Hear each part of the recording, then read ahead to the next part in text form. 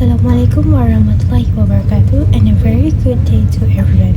My name is Batrisyia Qasdina binti HAMIDI, and my matrix number is 2024902929. Today, I will be presenting a summary of the article titled Creating and Analyzing Privacy Policies of Malaysia E-Commerce Using the Personal Data Protection Act, written by Al Sheikhu Ali and the colleges, published in 2025. This study revolves around one of the most critical digital issues in today's world, where the privacy and protection of personal data on e-commerce platforms in Malaysia. With more Malaysians shopping online and engaging with digital platforms, personal data such as names, phone numbers, addresses, and payment information are constantly being collected. This makes data privacy and protection a growing concern.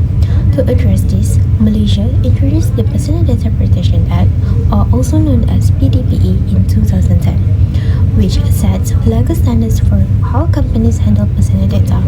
However, just having a law is not enough. How it is applied in real-world settings, especially on website and e-commerce platform, is equally important. That is where the study comes in.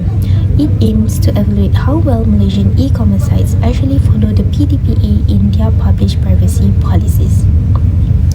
In this study, the main objective of this study is to analyze the privacy policies of the top 50 Malaysian e-commerce websites and assess their compliance with the Pdpa. Since there is no national repository of privacy policies, the researchers manually selected these websites across industries like retail, banking, and healthcare, using tools like SimilarWeb and BuiltWith. They focus only on policies written in English to ensure consistency in analysis. Other than that, the authors also analyze each privacy policy using a framework based on the Pdpa. They have looked into how user data is collected, whether consent is obtained, how data is used, shared, and stored, and what security measures are mentioned, also if user rights and transparency are clearly stated. They use a combination of manual review and natural language processing, also known as NLP. NLP help identify common patterns, and clustering algorithms were used to sort similar types of privacy policies. Importantly, they did not just check if a policy existed, but they also analyzed both form and content. In other words, does the policy look good legally, and is it actually useful and understandable for the users? So for the findings, here is what they found.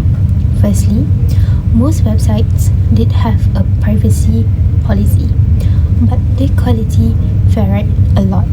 Some use detailed and specific language, especially in sectors like banking and healthcare, while others, especially in retail, use very generic templates.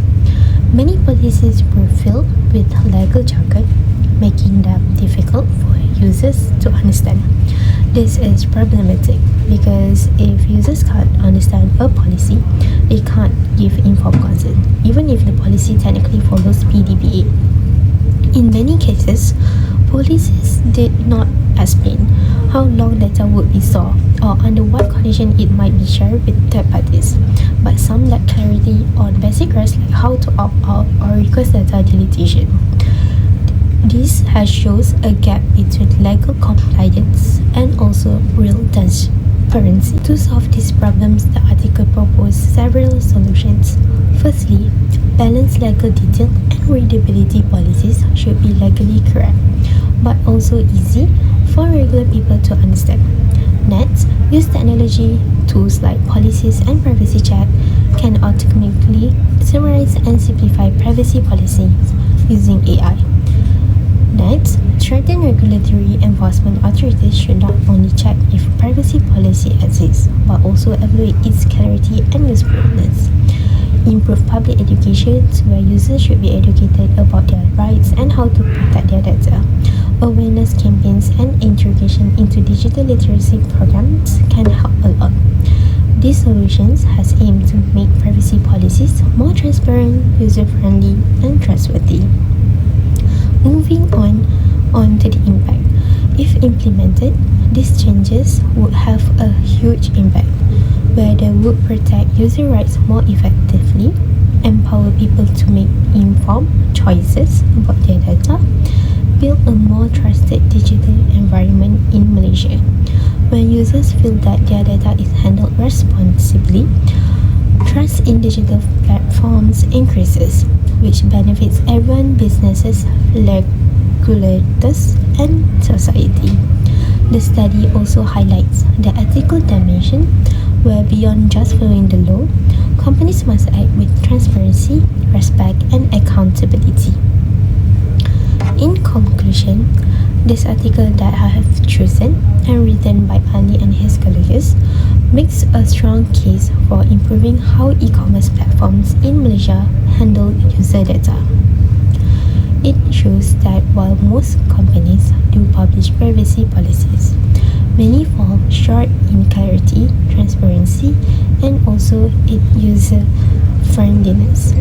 The creation of an annotated dataset is one of the study's key contributions, where it enables further research and development of automated tools to enhance privacy policy accessibility. From the perspective of information ethics and law, this article has highlights the essential principles such as privacy, consent, security, transparency, professional ethics, and legal compliance, all of which are key topics in this course. Ultimately, Pdpa compliance must go beyond a checklist. It should be about generally protecting users and empowering them with clear, meaningful information about their data. So that is all from me. Thank you for listening to my presentation. I hope this have give you a clear understanding of how privacy policy analysis can help us create a safer, more ethical digital environment in Malaysia. Thank you.